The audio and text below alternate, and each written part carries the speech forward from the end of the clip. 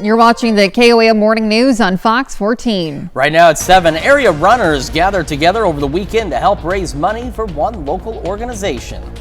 Also, a shootout involving Miami police ends with one man in the hospital. And we've got some haze out there thanks to those Canadian wildfires. We have a warm, breezy day ahead of increasing thunderstorm chances. The latest coming up. The 4 states' most watched news starts now. Well, good morning and welcome to the KOAM Morning News on Fox 14. I'm Elise Noe. I'm Chris Warner, just after 7 a.m. on this no, it's not Tuesday. It's Monday, June the 2nd. It's because it's the 2nd. It makes me think it's right there with you. Almost there. Well, it's Monday, June the 2nd. Happy June to you all. Absolutely, yes. Well, over the weekend, an area nonprofit hosted a 5K run, walk, and roll to raise funds. KOAM's Mitch Adams has more. According to the Spinal Cord and Brain Injury Resource Center, around 300,000 Americans live with a spinal cord injury. The Live With It Foundation, a nonprofit based in Oswego, Kansas, hosts a wheelie fun run to raise money for people affected by spinal cord injuries. Here in Southeast Kansas, we are fortunate that we have a lot of people that live here that are willing to give of themselves to help other people. And that's after I got paralyzed, that's the thing that I noticed, is that people were just so willing and so generous to reach out and help others, and I think that's what makes this such a great place to live. Cass Lewis is Olson's nephew, who had a big hand in bringing this event to life last year. What started as a fundraiser assignment for a marketing class has now turned into an annual event. And then my mom, I think, was the one who said, why don't you do it for Kevin's thing? And I was like, that makes a lot of sense. I don't know why I didn't think of that. But yeah, and then we started debating on what to do and things like that. Eventually it turned into me running for an hour and people pledging a donation per lap that I took around the track, which was, it was grueling. I was very tired. I wasn't in very good shape, so it was pretty bad for me. So this is a lot better just running a 5K. But yeah, it's awesome seeing this many people out here. It's crazy. The Live With It Foundation distributed around $30,000 in 2024 to help community members with spinal cord injuries. But Olson says it wouldn't be possible without the community and their contributions. It's really incredible. It makes me feel grateful, and makes me just feel as if that we're doing the right thing. On your mark, get set, go.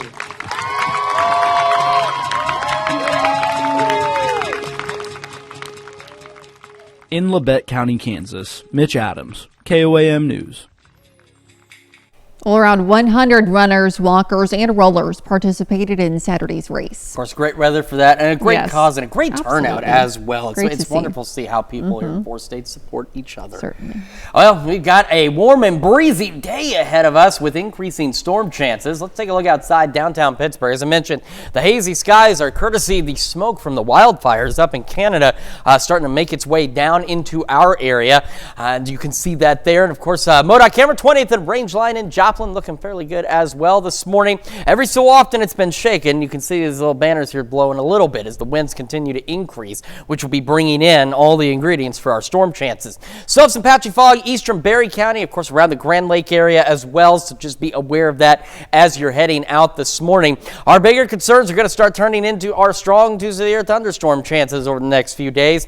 Right now, overnight tonight, but this is for overnight, we do not have any tornado or hail risk areas highlighted, which is good, but we do have this isolated wind risk for parts of southeastern Kansas. We're talking winds that could be 50, 60 miles an hour with some of the stronger storms tonight, and we're going to break down all of this because we've got rain chances starting overnight tonight all the way through this weekend. As for today, gusty south winds, a cloud here or there, otherwise dry, warm, well above average in many cases, but pretty decent day outside of that. A very typical, almost June day. And our severe thunderstorm chances increase as we run into tomorrow. This is going to be from late morning, better chances though, afternoon, evening, and late night hours with a level 2 out of 5 risk. All hazards are possible. So again, we're going to break down all those details for you and take a look at what we are looking at in terms of storm chances as well. 65 in Joplin right now, seeing it's 61 in Pittsburgh. Temperatures this morning, low to mid 60s across the area. So again, average low about 60. So right at or a little above normal. And our average highs, though, should be about 80, 81. We're going to go mid 80s. Southern counties, again, maybe some upper 80s. Clear skies, south winds gusting to 20. As I've said several times, we have thunderstorm chances increasing, and we will break down everything you need to know about these storm chances here in just a few more minutes. Elise? Chris, thanks. A man is in custody following an exchange of gunfire with police in Miami, Oklahoma. Reports of shots fired at the Mia Bella restaurant in Miami alerted law enforcement late Saturday night. A male had fired a weapon from outside through the glass into the restaurant. Now, officers arrived on scene and confronted the subject before gunfire was exchanged. A short foot pursuit ensued and gunfire was exchanged again at Arby's. Miami Police Chief Stephen Sigmund says gunfire was exchanged in another location. The subject was shot, taken into custody, and life-flighted to Tulsa. No officers were injured, and only one person at Mia Bella suffered minor injuries by flying glass. Starting from Mia Bella's, chased him. We have a scene here at the Arby's as well where gunfire was exchanged. We also have another scene at 13th Northwest and Avenue B where the final gunfire was exchanged between the subject and our officer. More information is on our website, KOAMnewsnow.com. Well, just before 7 p.m. Saturday evening, a semi and an SUV collided at Newman Road in North Rangeline in Joplin. 3 people were transported to area hospitals and their injury status is unknown. The semi was traveling north on Rangeline and the SUV traveling south. Now, the SUV turned east into the path of the semi and officers marked and measured the crash for investigation. Traffic was disrupted through the area for about 90 minutes. You can find details on the full story on our website, KOAMnewsnow.com. And to be the first to see breaking news, weather, and sports, you can download the KOAM News app. It's available free of charge in the Apple App Store and the Google Play Store. Just search for the KOAM News app. Investigators continue searching for a motive after an attack yesterday in Colorado, where witnesses described seeing a man hurling Molotov cocktails. Fox News' Ted Lindner reports on the latest. The FBI is investigating this as an act of terrorism. Law enforcement in Boulder, Colorado say 6 people were injured Sunday at an outdoor mall during a targeted attack involving flammable weapons that sent officers rushing to the scene. They immediately ran into a chaotic situation where a man was throwing Molotov cocktails and using other devices to hurt people. The attack happened as members of the group Run for Their Lives gathered for a demonstration to raise awareness for the remaining hostages being held by Hamas in Gaza. Witnesses are reporting that the subject used a makeshift flamethrower and threw an incendiary device into the crowd. The suspect was heard to yell, "Free Palestine," during the attack. The victims' ages range from 67 to 88. All of them have been transported to local hospitals. There's a woman who was on the ground bleeding out. Oh my gosh, sorry. And then we noticed 2 other people that had also been affected by the burns on their legs. A 45-year-old suspect was taken into custody. Police, canines, and Bob Squad teams shut down several downtown blocks as they searched for any possible devices. We believe that the initial report of 2 suspects, we have not been able to confirm that, and we're fairly confident we have the lone suspect in custody. Prosecutors are promising justice as the investigation continues. We are fully united, 100%, in making sure the charges we bring hold the attacker fully accountable. Ted Lindner, Fox News. And those are our top news stories this half hour. Coming up next, the president of the Heartland Concert Band shares an invitation to this year's summer concert series. We'll be right back, but first, here's a live look from the Quapaw City Park.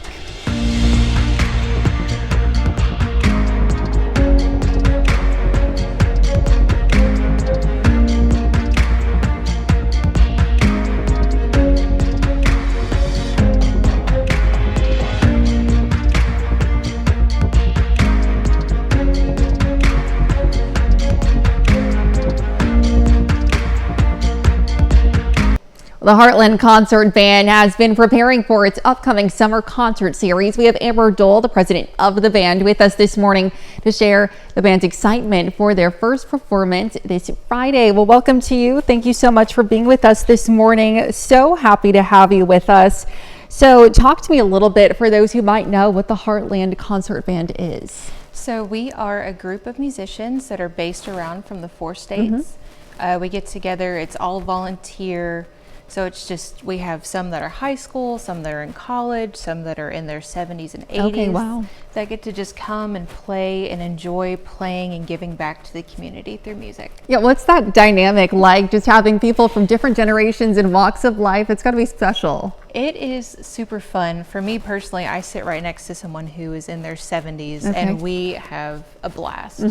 And it's really great because when you're younger, you learn all the new techniques, and when you've had that experience of being around for a little bit longer, you do have that old kind of tribal knowledge, and so the mix of old and new just gives it a good fresh kick. Absolutely, and you're going to get a chance to show off that mix of old and new starting this Friday with your upcoming concert series. So talk to me a little bit about all these concert series and what's happening Friday. So this Friday at 7 p.m. we will be playing at the Christ Community Church of Joplin off East 44th Street. So we'll be playing a few movie themes, so Raiders of the Lost Ark, James Bond, Can You Feel the Love Tonight? We've got a few band standards like Caravan and Rock America, and it's just going to be a real fun little window into the first concert series. Absolutely, and you have 2 more in the summer, one on June 21st and another on July 4th. Talk to me about all of those. So June 21st is going to be a bit more fun for the kids. So we'll have some Disney themes like Moana and The Incredibles, and we'll have some music from Stranger Things and a few more traditional bandstand tunes. And July 4th will be at the North Park Mall, and that will be at 1 p.m. So we're going to be doing just a huge Independence Day, all your favorite patriotic pieces. Fun, how fun. So where can people, are these events free? Where can people find out more information about the band? Yes, these events are free. We do accept donations, but we welcome all to come and see us play. And we do have a Facebook page that will have up-to-date information if there are any time changes or if there's any location changes. Those will all be on our Facebook page, Heartland Concert Band. Wonderful. Well, thank you so much for your time today. Sounds like a series of really wonderful concerts. Thanks again. Stick around. We'll be right back.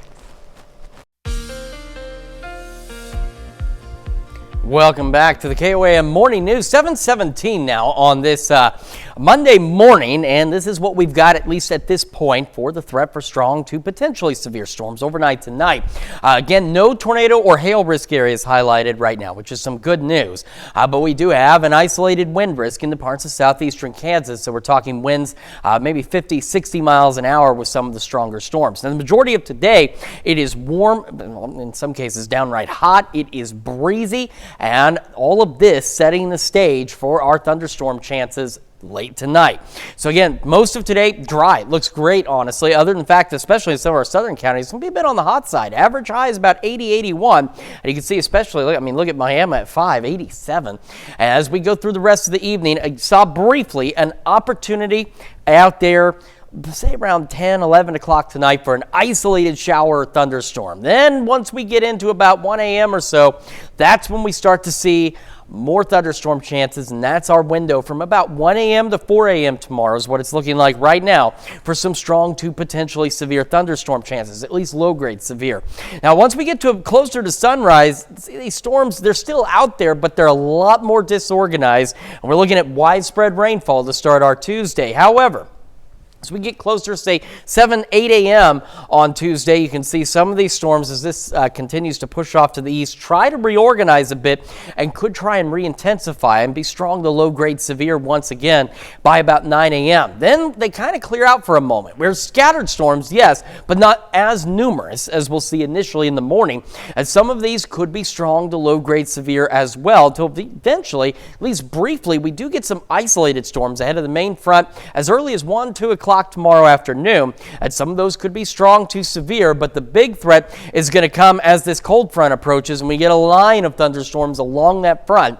That's going to bring us those severe chances as we roll into tomorrow, late afternoon into the evening and overnight hours. Could get an isolated storm or two ahead of that front. If we do, we've got to watch those as well because they'll also have the ability to be strong to severe. Here we are about 10 o'clock. There's that line of storms now stretching right along the front all the way from about Butler, Missouri, back down toward just to the northwest of Bartlesville.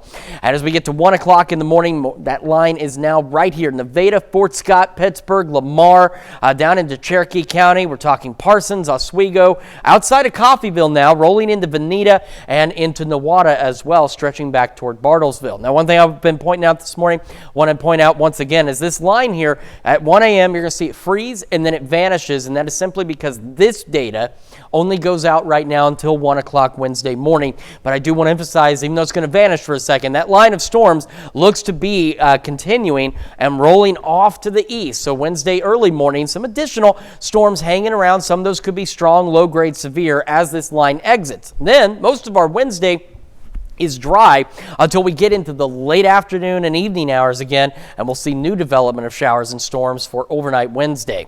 As for our threats tomorrow, we do have an isolated tornado risk across most of the area. We do have that hail risk into parts of southeastern Kansas that's scattered, and then we also have the wind, where we could see damaging wind gusts 60, 70 miles an hour. So through this morning, again, dry, hazy, thanks to that smoke from the Canadian wildfires up there. 70 by 8, near 80 by 11 o'clock this morning. Our highs today into the mid to upper 80s. There's those thunderstorm chances continuing as we push into the afternoon hours for our Wednesday, late evening rather. Thursday, scattered storms out there again, and we'll see additional showers and thunderstorms Friday morning that could be strong to severe as well. On the extended outlook right now, only Thursday with an area highlighted. It is to our west, but it's not that far to the west, so it's something we certainly want to keep an eye on. A possible alert day tomorrow with those thunderstorm chances. Rain continues into the upcoming weekend and will start to dry out by next week. Let's check your forecast. We're back with more right after this. Well, if you're looking for the perfect summer activity for the family, then you should visit Fort Scott this weekend for the Fort Scott Good Old Days. We have Trey Sharp, one of the event organizers, with us this morning to share more about the event. Welcome, Trey. Thank you so much for being with us. Thank you. Happy to have you. So talk to me a little bit about what the Fort Scott Good Old Days is. This is the 44th year, which is very exciting. Right, yes. It's grown over the years. 44 years ago, a group in town, and they decided to put this downtown festival with vendors, entertainments, a Red Garter show, kind of an older saloon type comedy, entertainment music show, and it just keeps growing and growing. Absolutely. How has that been to see this event, to keep growing, to welcome, all different types of community members to celebrate Fort Scott? It's awesome. I grew up going to it when I was younger, and it's just trying to continue to keep pushing it forward. Absolutely. So what can folks expect this year when they come to check out the event? Friday we'll have a parade at the Chamber we'll put on at 6 p.m. and then after that we'll have a Friday night street dance. Okay. There'll be a beer tent there as well. Saturday all day long, starting about 9 a.m. we'll have the craft vendors. We have over 120 vendors this year, which is doubled what we had last year. That's incredible. So that's exciting. We'll have a live band starting from 11 a.m. going all the way to 11 p.m. On the Care to Share stage, which will be at Scoop's Plaza. The beer tent will be down there all day. We'll have fire, EMS, the highway patrol, and a bunch of other people there for the kids and bounce houses for them to enjoy. Absolutely. That's fantastic. And if people want to find out more information about this event, where can they do so? I think on our Facebook page, Fort Scott Good Old Days, or our website at fortscottgoodoldays.com. Absolutely. And you mentioned that you used to go to this event as a kid. What was your favorite memory? Being away from home. Well, thank you so much for your time today, Trey. And if you would like to head over there, of course, we'll have all the details on our website, KOAMnewsnow.com, later on this morning. Stick around. We'll be right back. The 4 states' most watched news starts now. Welcome back to the KOAM Morning News on Fox 14. It's currently 7:29. I'm Elise Snowy. Another Saturday means another farmers market. The Webb City Police Department was handing out free kid IDs. Now, this material allows parents to provide necessary information to law enforcement if the child ever goes missing or runs away. The IDs contain space for fingerprints, a current photo, and dental records. Keep track of your kiddos, know where they are, know who they are with, keep an eye on them if possible, and if you have a way to communicate with them, that is great also. I would say keep track of them, let them make sure they know what their boundaries are, make sure they have a way to check in with you. Now, if you were unable to get one at the market on Saturday, you can contact the Webb City Police Department to pick up one. Well, race fans gathered yesterday at Nevada Speedway for a benefit lunch to support the Baldwin family. Now, this followed the tragic news that 10-year-old Jordan Baldwin was struck by a vehicle and was in critical condition. All proceeds from the lunch went to help with medical expenses. Attendees enjoyed a choice of hamburger, cheeseburger, hot dog, or cheese-filled dog with barbecue, baked beans, potato salad, chips, and a drink. My husband, he races a pure stock, and actually he drove for the grandpa, the little boy. So the little boy was actually involved in Victory Lane quite a bit with us. He was a huge fan of my husband's. He loved going there, you know, so this kind of hit a different hole for us. So, you know, we just wanted, as being family friends, we wanted to support them when they needed us the most. Organizers also held a cornhole tournament and a silent auction with items donated by the community and racers. Well, many gathered for the third annual Big Brutus celebration over the weekend. Big Brutus is known for being the largest electric shovel that still exists. Obviously mining history and of course I'm here to promote railroad history, and they are tied together because one of the reasons why this area has such a rich railroad history is because of all the mining, because there had to be ways to get what was mined out of the area. A Saturday celebration saw all the staple family-friendly activities, as well as a presentation with miners who worked with Big Brutus in the 60s and 70s. Let's head over now to Chris for a quick look at your forecast. Got some hazy conditions out there, and that's of course because of those wildfires up in Canada. Otherwise, we're going to have clear skies, maybe a cloud or two. Looking pretty good from our camera downtown Pittsburgh. MoDOT camera 20th and Rangeline. Got a lot of motorcycles out there. Looks like they're going to be heading east on 20th Street. So just heads up there. Otherwise, traffic moving, which is always a good thing. Still some light patchy fog, especially around the Grand Lake area. So again, just keep that in mind as you're traveling this morning. Now, overnight tonight, we do not have any tornado or hail areas rather highlighted, but we could see some strong low-grade severe storms with a wind risk of maybe 50, 60 mile an hour wind gusts. And the best window for that's going to be between about 1 a.m. and 4 a.m.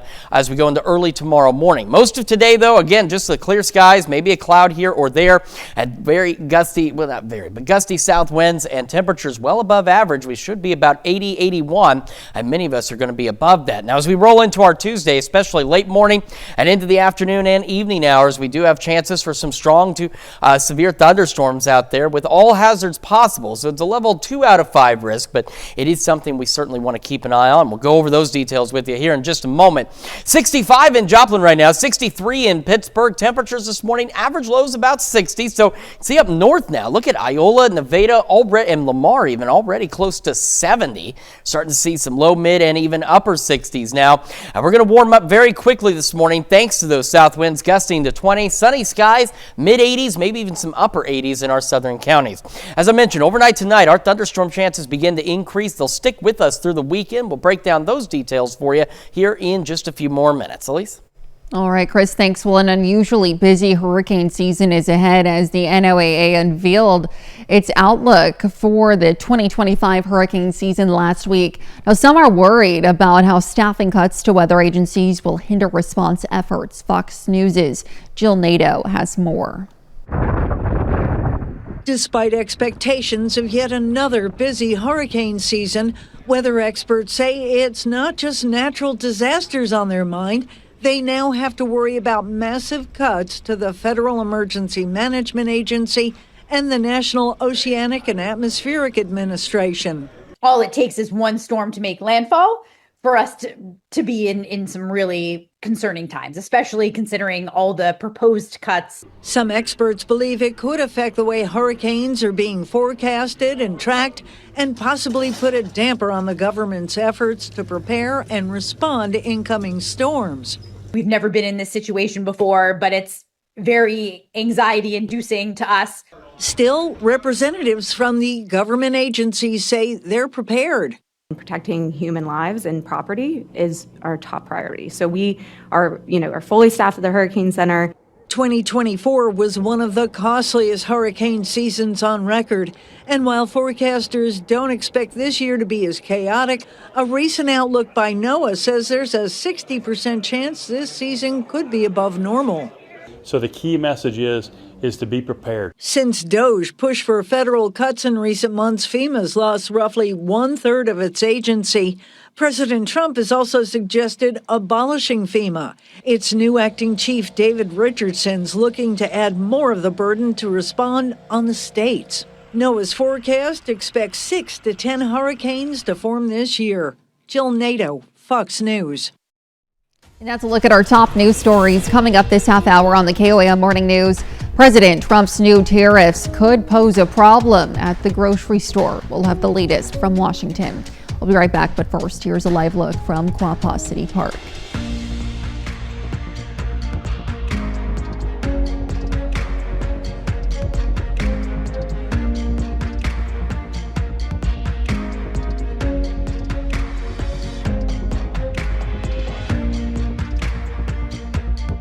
In Consumer Watch, threats of double tariffs on foreign steel and aluminum by President Trump could add costs to your selected grocery items. Now, trade experts and canning industry leaders say if President Trump goes through on his proposed 50% tariff increase on steel and aluminum, grocery prices will also spike back up. Major brands like Campbell and Conagra are pointing to concerns over possible cost increases and how to offset rising costs. President Trump has said he wants the proposed 50% tariffs on steel and aluminum to go into effect this Wednesday. And this month, some Social Security recipients may see a smaller check than usual as student loan garnishments start. For nearly half a decade, the government did not go after those who were 62 and older and had fallen behind on their payments as part of COVID-era policies. Financial experts say borrowers may be able to prevent or stop the loss of benefits if they can prove a financial hardship or have a pending student loan discharge.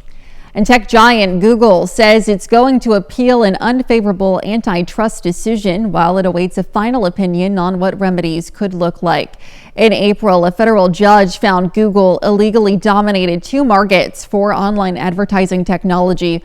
Google could be forced to sell off Google Ad Manager, share search data, and top multi-billion-dollar payments to Apple and others over making Google their default search engine. Google says it will await a final court opinion on what options it has in the lost case. Well, an aging runway at the problem-plagued Newark International Airport reopens today, almost 2 weeks ahead of schedule. Fox News correspondent Madison Scarpino has more from Atlanta.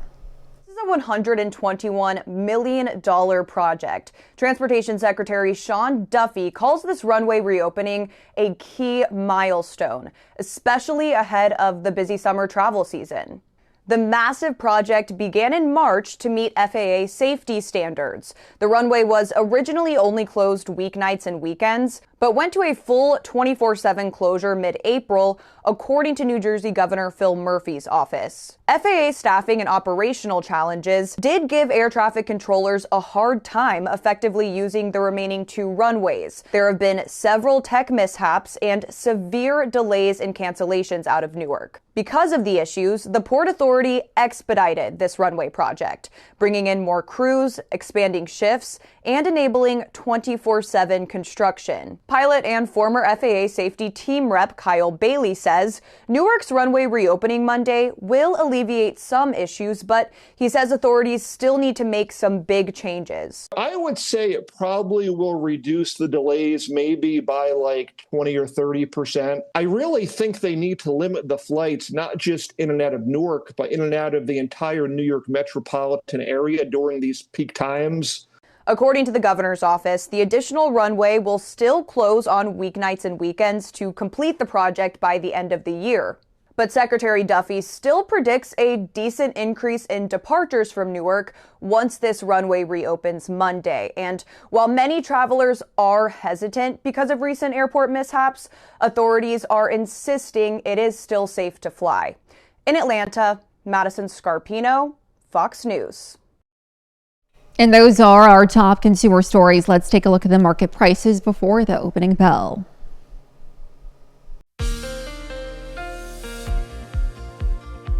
Welcome back to the KOAM Morning News, 7:44 now on this Monday morning. Again, our severe threat for tonight, it's a strong to low-grade severe storm risk. But this time, no tornado or hail risk areas highlighted, but we do have this wind area in the parts of southeastern Kansas, where we could see those winds 50, 60 miles an hour with some of the stronger storms overnight tonight. Then we have a level 2 out of 5 risk as we roll into our Tuesday. For today, though, we're just going to have those gusty south winds, temperatures a bit above normal out there as well. Pretty warm day, but we're otherwise going to be dry. Now, by about 9, 10, 11, we could get an isolated pop-up shower or storm. Not expecting much from that. It'll be between 1 a.m. and 4 a.m. at this time. It looks to be our best window for the possibility of strong to low-grade severe thunderstorms into southeastern Kansas.